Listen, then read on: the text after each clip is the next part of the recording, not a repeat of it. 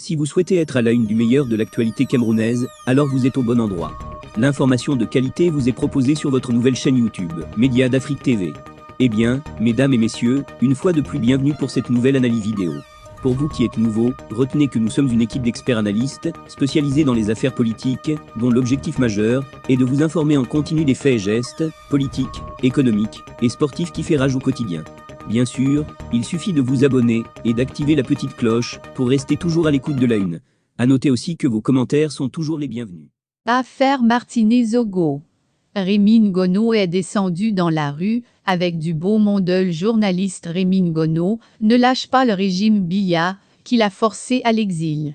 Le président de la République Paul Biya ne gère pas bien le pays selon le Camerounais vivant actuellement en France, loin des menaces et intimidations. Celui dont la voix résonne habituellement sur la radio France Internationale, RFI, dans l'émission Le Café des Sports, aurait pu finir comme Martinez-Ogo s'il n'avait pas quitté son pays natal. L'animateur de l'émission Embouteillage et directeur de la radio Amplitude FM a été kidnappé, passé à tabac, mutilé et finalement tué.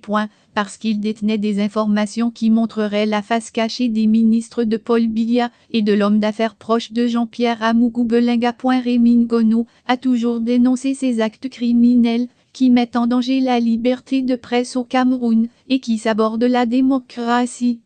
Depuis que le journaliste Martinez-Ogo a été enlevé, l'homme de médias n'a jamais cessé d'attirer l'attention du peuple et de l'opinion publique internationale.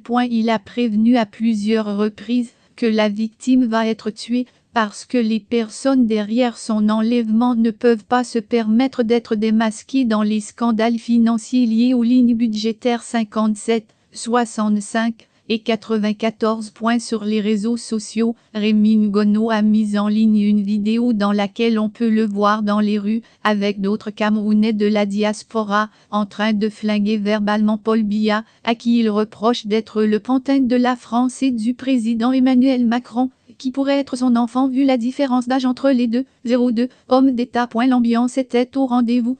Les hommes et femmes sortis dans les rues n'avaient qu'une envie, celle de faire comprendre à Paul Biya et ses ministres du gouvernement que le peuple en a marre d'être la victime de leur mauvaise gestion. Suivez plutôt la vidéo.